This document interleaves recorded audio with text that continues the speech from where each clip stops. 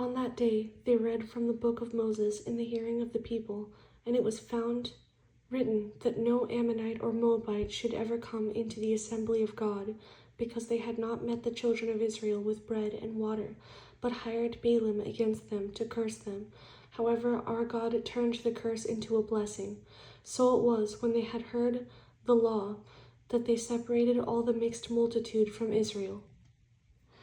Now before this, Eliashib the priest, having authority over the storerooms of the house of our God, was allied with Tobiah, and he had prepared for him a large room, where previously they had stored the grain offerings, the frankincense, the articles, the tithes of grain, the new wine and oil, which were commanded to be given to the Levites and singers and gatekeepers, and the offerings for the priests. But during all this I was not in Jerusalem, for in the 32nd year of Artaxerxes king of Babylon I had returned to the king. Then after certain days I obtained leave from the king, and I came to Jerusalem and discovered the evil that Eliashib had done for Tobiah, in preparing a room for him in the courts of the house of God, and it grieved me bitterly. Therefore I threw all the household goods of Tobiah out of the room. Then I commanded them to cleanse the rooms, and I brought back into them the articles of the house of God, with the grain offering and the frankincense. I also realized that the portions for the Levites had not been given them, for each of the Levites and the singers who did the work had gone back to his field.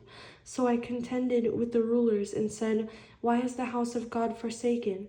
And I gathered them together and set them in their place. Then all Judah brought the tithe of the grain and the new wine and the oil to the storehouse. And I appointed as treasurers over the storehouse Shelemiah the priest and Zadok the scribe, and of the Levites Pedaiah, and next to them was Hanan the son of Zakur, the son of Mattaniah, for they were considered faithful, and their task was to distribute to their brethren.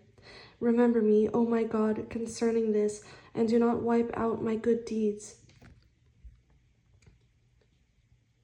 that I have done for the house of my God and for its services.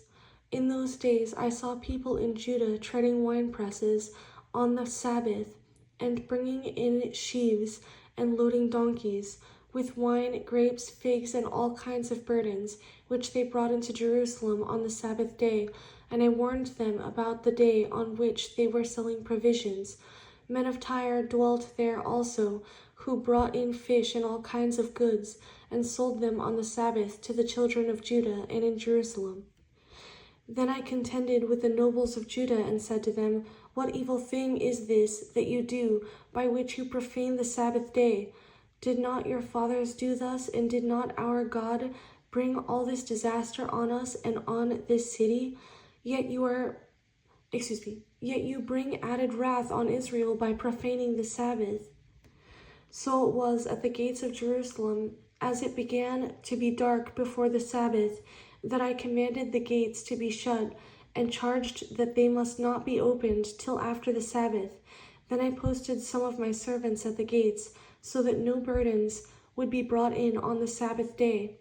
Now the merchants and sellers of all kinds of wares lodged outside Jerusalem once or twice. Then I warned them and said to them, "Why do you spend the night around the wall? If you do so again, I will lay hands on you." From that time on, they came no more on the Sabbath, and I commanded the Levites that they should cleanse themselves, and that they should go and guard the gates to sanctify the Sabbath day. Remember me, O my God, concerning this also, and spare me according to the greatness of your mercy.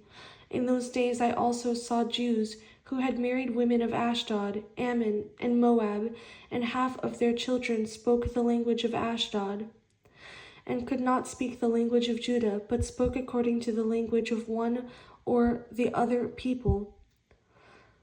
So I contended with them and cursed them, struck some of them, and pulled out their hair, and made them swear by God, saying, "You shall not give your daughters as wives to their sons, nor take their daughters for your sons or yourselves. Did not Solomon king of Israel sin by these things? Yet among many nations there was no king like him, who was beloved of his God, and God made him king over all Israel. Nevertheless, pagan women caused even him to sin. Should we then hear of your doing all this great evil, transgressing against our God by marrying pagan women? And one of the sons of Joiada, the son of Eliashib, the high priest, was a son-in-law of Sanballat the Horonite. Therefore I drove him from me. Remember them, O my God, because they have defiled the priesthood and the covenant of the priesthood and the Levites. Thus I cleansed them of everything pagan. I also assigned duties to the priests and the Levites, each to his service, and to bringing the wood offering and the firstfruits at appointed times. Remember me, O my God, for good.